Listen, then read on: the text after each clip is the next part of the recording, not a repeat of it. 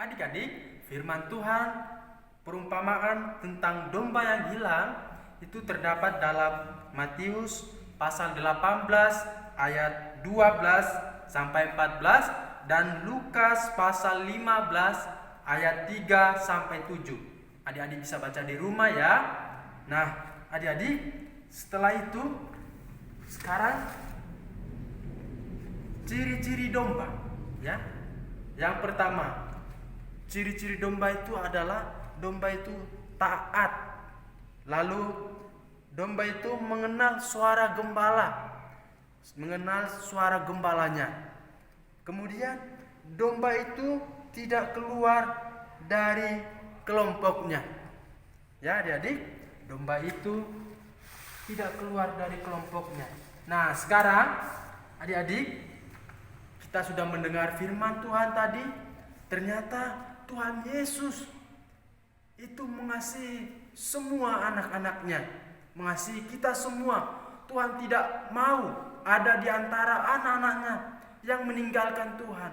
Tuhan tidak mau ada di antara anak-anaknya yang terpisah dari Tuhan. Seperti tadi firman Tuhan katakan, maka ketika seorang anaknya yang telah keluar dari jalannya Tuhan, Tuhan akan mencari kembali.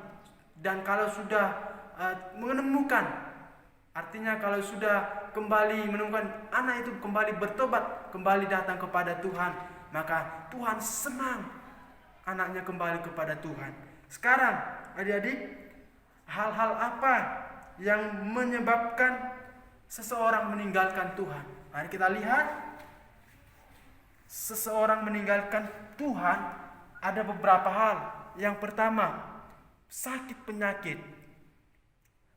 Ketika dia sakit, dia mulai ragu-ragu akan Tuhan. Maka itu adik-adik, sekalipun kita dalam situasi apapun, kita tetap mau percaya kepada Tuhan.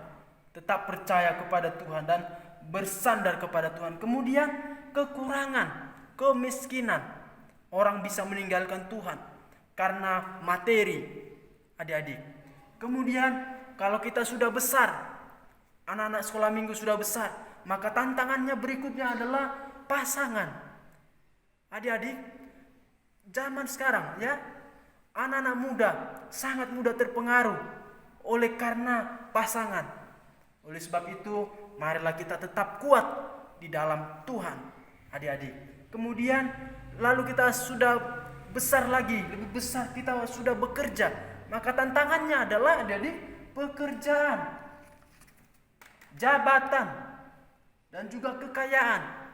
Maka kalau kita sudah mulai bekerja satu dengan yang lain, kita bisa saja akan ada orang yang berusaha menyingkirkan kita, dan kita bisa menjadi tidak percaya atau menjadi ragu akan Tuhan karena pekerjaan, jabatan, dan kekayaan.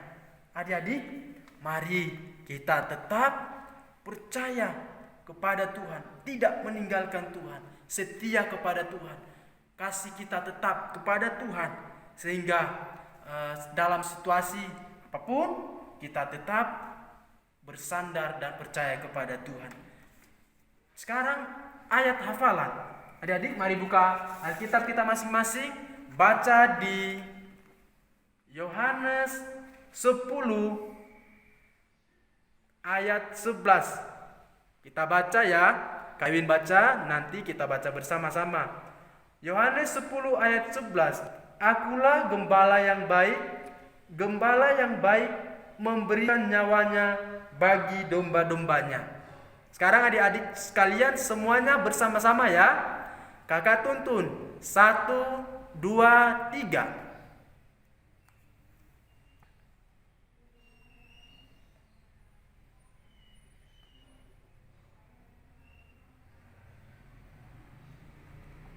Puji Tuhan. Ya adik-adik, Tuhan berkata, Tuhan adalah gembala yang baik. Dia menyerahkan nyawanya untuk anak-anaknya, termasuk kita semua sudah ditebus Tuhan. Kita menjadi orang yang dibenarkan Tuhan.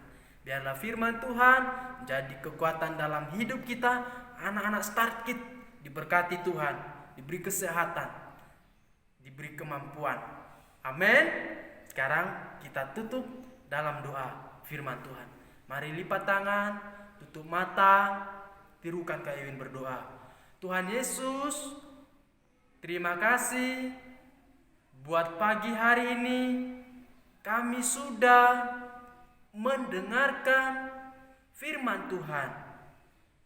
Biarlah firman-Mu tertanam dalam hati kami, supaya kami lebih percaya lagi kepada Tuhan, mengandalkan Tuhan, setia kepada Tuhan, mengasihi Tuhan dalam hidup kami Tuhan, dengan segenap hati kami. Berkati seluruh anak-anak sekolah minggu, Start Kid, teman-teman kami diberkati Tuhan. Berkati mama, papa, dan guru-guru kami, diberikan kesehatan, diberikan kekuatan, sukacita daripada Tuhan. Terima kasih Tuhan Yesus. Kami sudah berdoa, kami menutup pembacaan firman Tuhan di dalam nama Tuhan Yesus. Haleluya. Haleluya. Amin. Tuhan Yesus memberkati adik-adik sekalian. Puji Tuhan.